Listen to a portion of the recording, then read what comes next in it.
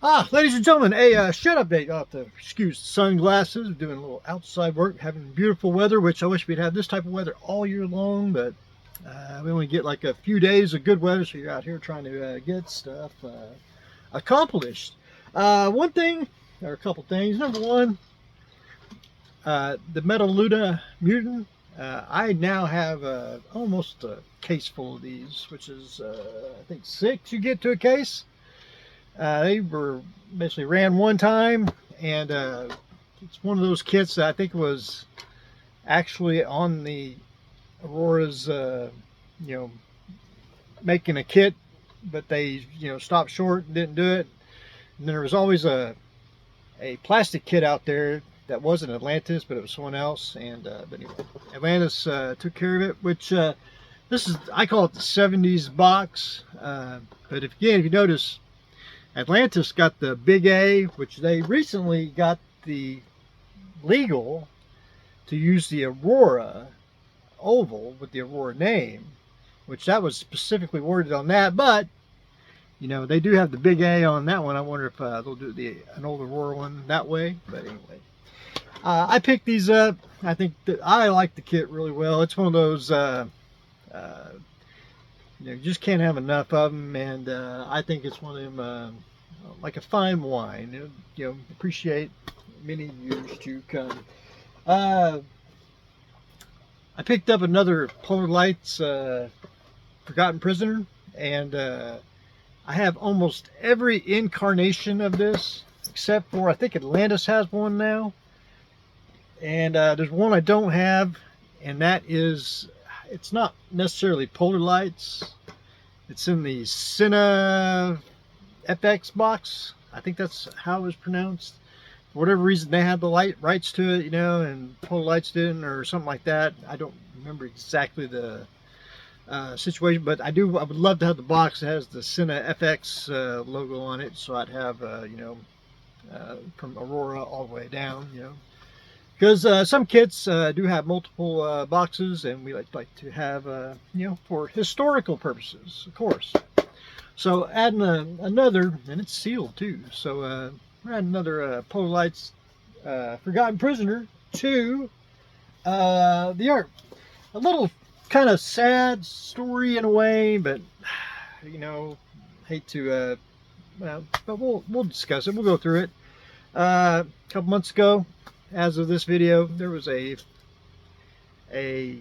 motorcycle fatality that happened here in my town. It was broadcast on the radio. Didn't say who. They never tell you who, or they do report on fatalities and backed up traffic and all that. And about 2 weeks after, it was a fellow modeler from the model club that got killed in the motorcycle crash. And I thought, man, it's stuff you just don't, didn't even realize that he even rode a motorcycle. But it's just one of them, it happens. Life happens. And but anyway, all the funeral arrangements, everything. His wife got rid of, I think she moved away into another state with her family, and left the kids here to be sold off by trying to go into too much legality of it, but getting ready to sell. Well, it was Sunday afternoon. The guy that's selling the kits, he basically was having a garage sale in his at his house, and all the modelers knew the address, went down there and purchased quite a few kits. I picked up a couple. One for, I wanted to pick it up from the deceased modeler. I did want to have a couple of kits from him, and plus I wanted it for a couple other reasons. And I picked up 3 kits. 2 of them were the World War Toons, and Kurt actually he liked these kits, and he built almost all of them except for these 2. So I picked these up because number one, I like stuff like this, and number 2, I always try to pick up a few things to, because model kits tell a story. I've always said that.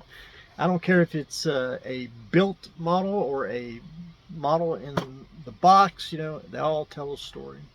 But I wanted the World War Toons because of the orcs in the D&D and all them, where they drive the funky little tanks, but yeah, stuff like that. Which I try not to copy like the German, you know, try to be a little more futuristic with the orcs. But anyway, there is, however, a Toon tank that I do not have, and I want. I've only seen it once, and it was online. And that is one of the tanks came with Santa Claus for a Christmas one. I want that kit, and I've yet to find it. Every time I find it, it's always sold out everywhere. But that is one kit we are looking for, is the Toon tank with Santa Claus to go inside the art. And last but not least, ladies and gentlemen, I was now a lot of these kits that in his collection were sold off previously. Before I did have an opportunity to go and look, but I've been busy and really couldn't get down there to really do it. But I made time to, because I think they've sold them off between different model shows and everything. But he did have a box of I want to say not junk, like aftermarket. You know, there was tools in there, you know, resin bits and decals and all this. But there's this, and I pulled that out, and I told him what I'd pay, and he's like, "All right, you know, I'll buy that." So I did, and I took it home. And everyone, you know, walking around looking at the kits, you know, didn't know what it was, you know, but I did. Again, this is a, I know it's a 3D printed kit, but I don't know, you know, who did the files or any of that nature, but I had to do a little digging in the box to get all the pieces, but I did find it. And it's I want to say casted, printed. Printed really, really good. Hollow. You can add lights and all that, but there's something you just don't see every day. And that was, you know, again, no one looked through the little box but me, you know. I did. And I've been, you know, I always look through most of the deals that I have are usually in the, I want to say the parts box. No one wants those. They usually hold them for me because I accessorize with the parts for studio scale stuff to actually, you know, putting the kit back together with parts. May not be the correct color, but have the correct parts to it.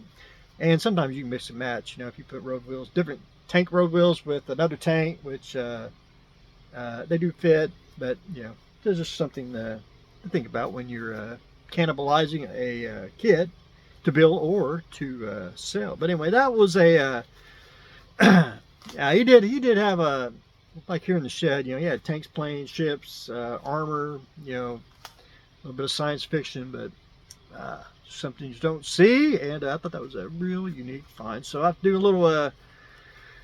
little research, get it kind of put together so I can do the size, measure the size and everything, and you know, see what kind of, who made the file and all that good stuff. And this is the second one I've got. I actually got the Yahtzee game one, which they should have made a model that size, I think. But anyway, that's a good size, the Yahtzee game one, if you can find it. But anyway, that was a unique find today, and I was very happy to get that. So anyway, ladies and gentlemen, that's what I got going on today. A very quick update, adding some classics, adding some Toon tanks, trying to find Santa Claus Toon tank, and of course, you know, Firefly. But anyway, ladies and gentlemen, that's what I got going on today. Stay tuned for next exciting episode.